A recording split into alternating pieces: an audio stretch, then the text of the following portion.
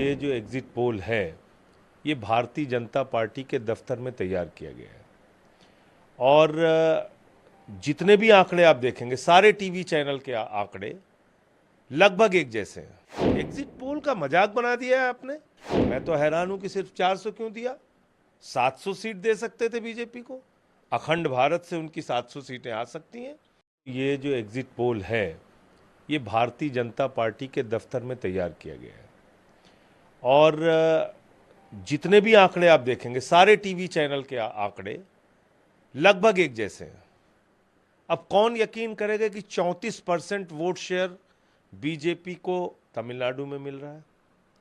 कौन यकीन करेगा कि 0 से 2 सीट आम आदमी पार्टी को पंजाब में आ रही है। मतलब ऐसे आंकड़े आप दे रहे हो जिस पे लोग हंस रहे हैं। इसका मतलब आज आम आदमी पार्टी से सबसे ज्यादा नफरत किसको है? बीजेपी को है। बीजेपी ने अपने दफ्तर में बता दिया भाई 0 से 2 सीट आएगी आम आदमी पार्टी की पंजाब में, लिख दो। वही एग्जिट पोल वाले लिख दे रहे हैं। तो मैं समझता हूं कि ये जो एग्जिट पोल है ये बीजेपी के दफ्तर में बनाया गया एग्जिट पोल है। ये मोदी सरकार का एग्जिट पोल है।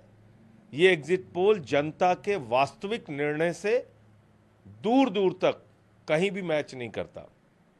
जो जनता का एग्जिट पोल है, जो अलग अलग पार्टियों के नेता आज इंडिया गठबंधन की बैठक में बैठ के बता रहे थे, जो आंकड़े उन्होंने दिए और जो हम लोगों ने जनता से सर्वे किया, 295 से ज़्यादा सीटें इंडिया गठबंधन की आएंगी और इंडिया गठबंधन की सरकार बनेगी देश के अंदर।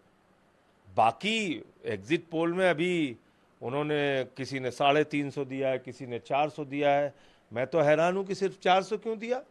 700 सीट दे सकते थे बीजेपी को। अखंड भारत से उनकी 700 सीटें आ सकती हैं।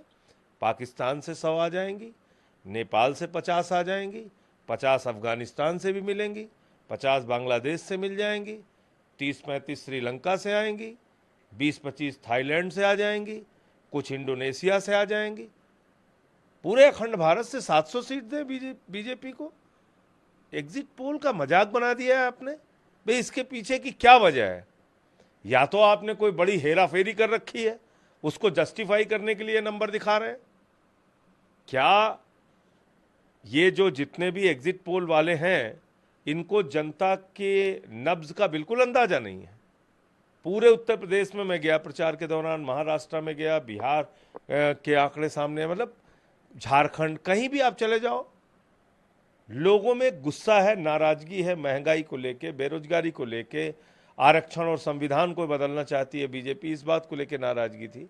और आपके आंकड़े कह रहे हैं कि साहब नहीं नहीं, सब तो एकदम बीजेपी की चारों तरफ बल्ले बल्ले हो रही।